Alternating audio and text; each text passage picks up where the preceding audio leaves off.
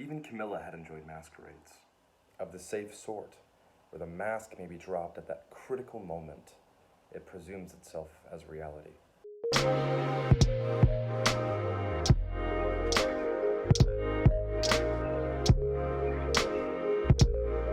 everyone, welcome to another episode of 1,000 Lives book reviews.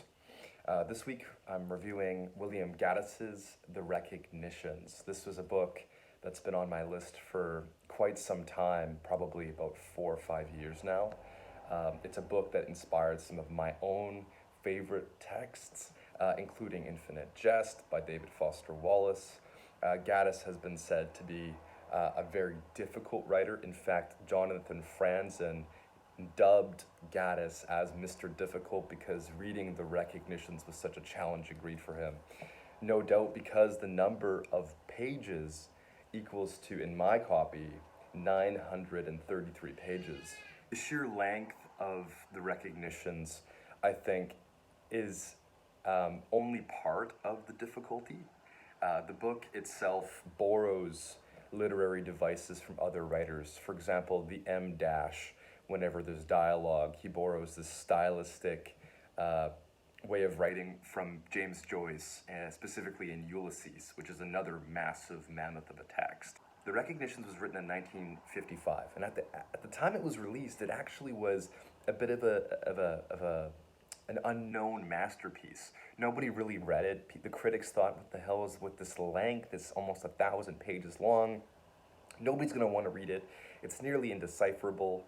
But actually, Gaddis was known to have written it this way intentionally to make it difficult for the reader, because for him, the reader is just as important as the writer in the process of understanding and the process of interpreting and, I would say, recognizing what's true in the text. Recognitions is really about a few main characters, but primarily one main character named Wyatt, who grows up in New England in this very puritanical Christian household, who kind of has a lot of sort of like spiritual religious trauma, it seems, from his Aunt May after his mother dies overseas in Spain. His dad is sort of a heretical pastor who's always preaching these strange, Mithraic, cultish theologies, and is kind of an erratic, mad character. And that's actually part of what makes The Recognitions a really interesting and strange read, is that all of the characters feel so insane and mad all of the time. Some people have described Gaddis' second book, J.R., which actually took him about 20-ish years to write after the failure of The Recognitions. Some people have described J.R. as sort of if you take a boom mic and you put it above a massive crowd of people, and they're just kind of talking and talking and talking about whatever it is in their mind.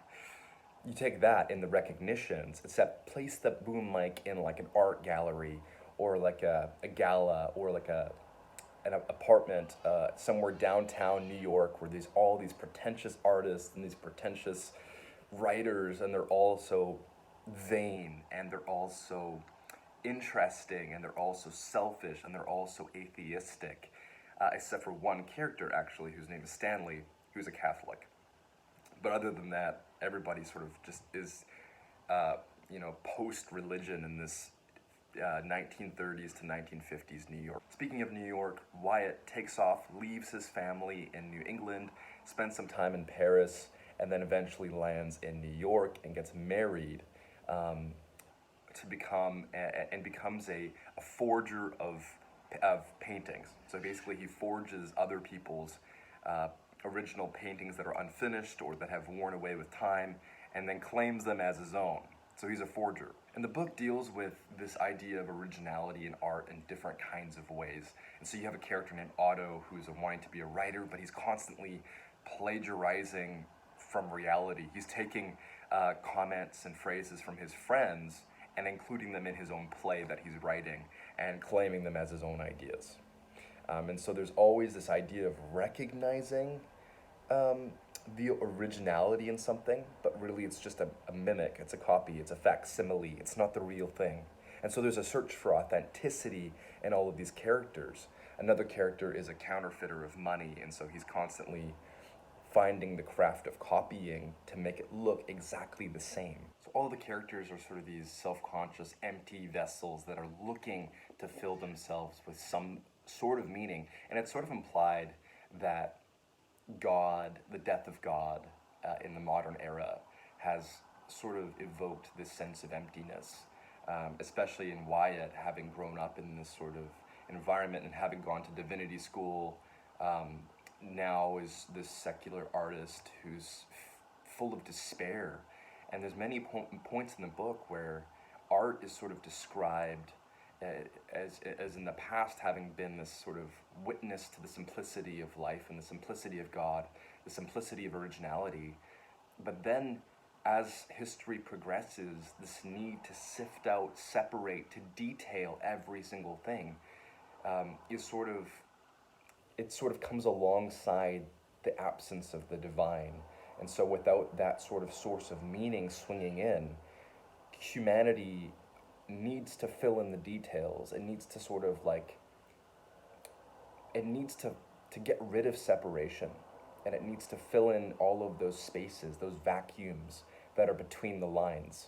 And so you see Wyatt sort of spiraling into this kind of atheistic madness where he needs to become God as an artist throughout the book, filling in all the details of every line in the same way that God would be a creator that fills in all the details of existence. There's a wonderful passage where Otto is talking to another one of the characters at a party, and he's trying to describe this feeling of recognition that he feels when he sees somebody that he thinks he knows, but there's something that's a barrier between him and this other person. And basically he says, but I mean, I don't know. Sometimes I do, sometimes I almost do, and then I lose it. Like a story I once heard. A friend of mine told me, somebody I used to know, a story about a forged painting. It was a forged Titian that somebody had painted over another old painting. When they scraped the forged Titian away, they found some worthless old painting underneath it. The forger had used it because it was an old canvas, but then there was something under that worthless painting that they scraped it off, and underneath that they found a Titian, a real Titian that had been there all the time. It was as though when the forger was working and he didn't know the original was underneath. I mean, he didn't know he knew it, but it knew. I mean, something knew. I mean, do you see what I mean? That underneath that the original is there, that the real thing is there, and on the surface if you can only, do you see what I mean? This kind of like, etc. Ellipses throughout the book, of this kind of stuttering way of talking, it saturates all of the dialogue in the book. I almost wish that he would have called it, instead of the recognitions, the interruptions, for the amount of times that people are like, but you don't see, do you know what, and there's just so much like kind of a staccato stuttering throughout all of the dialogue in the book that makes it so that people don't really seem to know what they think. They don't have everything's sort of on the tip of their tongue, and they almost don't recognize. I think there's even a line that says that a person doesn't recognize the truth that they have until they've said it, and then they don't even know where that came from. They don't know the originality of themselves. They can only recognize a sense of tranquility or consonance in that saying. Another way of putting this might be that there is an impossibility of pure authenticity that Gaddis is maybe trying to get at, I think, in my interpretation of the book. There's almost this idea that we can really be pure individuals in ourselves. This is sort of disproven. We are always copying another person. We're always accumulating relationships. We're always co-influencing each other. We're always caught in a relational matrix that we can't escape, in this sort of osmosis of being human. There's a lot of even mention about like recognitions, that the future recognizes the past in a certain strange way. So he talks about chemistry recognizing alchemy, or modern science recognizing some of the ways in which religion previously functioned. And so there's almost a historic, epochal recognizing that happens where you can't really escape repetition. There's always this like layering, like a painting. You're just painting layers upon layers. And eventually, if you scrape back those layers, you're still the same old person. And that happens generationally through the book too, where Wyatt really does spin into a kind of madness that his dad begins in. And I would say, in a strange way, the end of the book, I don't want to spoil the ending, but the end of the book really recognizes the first scenes of the book as well, in a really kind of nice bracketing way. I have to admit, these kinds of books are challenging. They're not always like the most entertaining book to read. Um, I think the way that a lot of people have described the genre of books like this book is a kind of maximalist encyclopedic book. Books like this might be Gravity's Rainbow by Thomas Pynchon, or Moby Dick by Herman Melville, or a lot of the books by Umberto Eco. These kinds of books are just like, they take they're the opposite of minimalism in that they completely drain all of the inspiration out of the writer and just puke it onto the page. It's like every thing that could be referring to something else is explored. There's tons of Latin, there's tons of French, there's tons of non-translated phrases, and that makes the book difficult. And I found myself really challenged in certain sections to sort of take my time and not just skim read it and pass through it.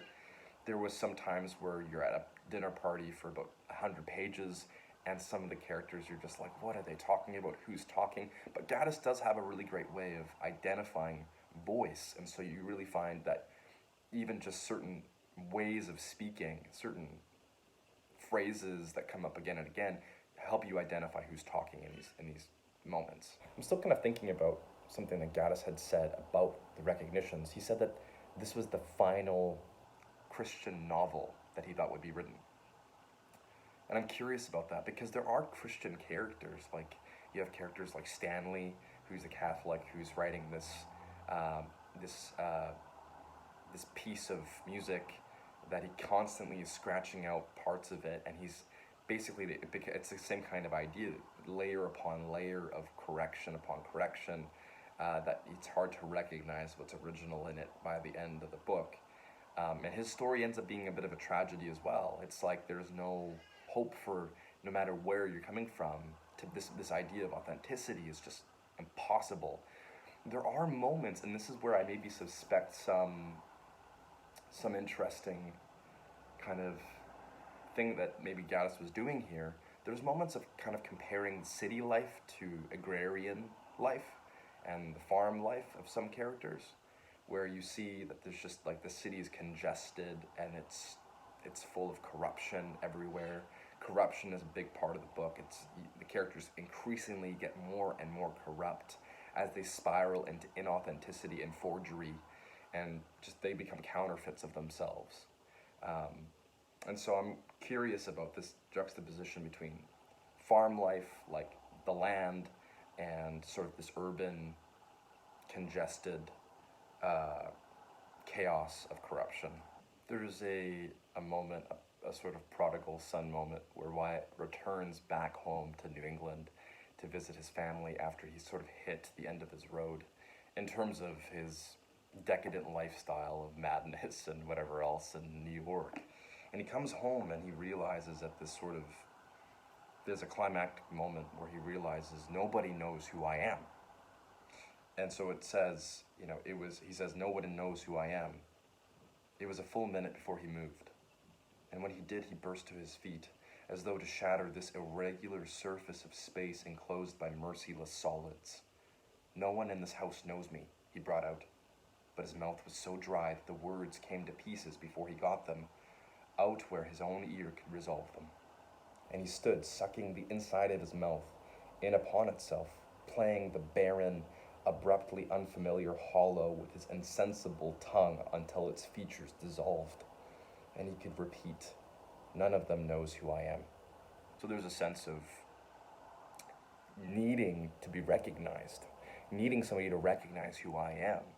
But the failure of modern society to recognize our true selves, or recognize what we see as ourselves. There's this sort of incommunicable gap in communication between what I think I am and how I identify myself as a modern person and how somebody else does. In such an individualistic, atomistic society, it's impossible to sort of really feel a sense of communal identity anymore. And that is something I think Gaddis is really speaking to, especially in the sense that it's the last Christian book. That could also be a part of it, where the church gave us a sort of a social cohesive or a glue that could maybe make us recognize ourselves in the other, whereas now there's nothing to do that. Ultimately, The Recognitions is a worthwhile read. It's really hard, it's really dense, it's very long, but there's moments of humor, there's moments where I found myself smirking and even laughing a couple times. The prose itself is so beautiful and poetic, and I can see why this took him a long time to write. I think it even took him maybe 7 years to write the book. I would recommend it. It's not for the faint of heart. I would say take your time when you're reading it. It took me like years to get to this, and I ended up reading it within 3 weeks, which was, I think, pretty long for me. But it's the kind of book that demands that you take your time with it, and it's work, but it's fun work, if that makes sense. So do I recommend The Recognitions? I do. It's probably going to take me a long time to get to his second book, JR, but hey, we'll see. Maybe it will be sooner than I think it will be. If you liked this video, please hit subscribe and like the video, leave a comment. If you've read The Recognitions, I'd like to hear your thoughts about it, and share a book that maybe you've read recently that you've really liked.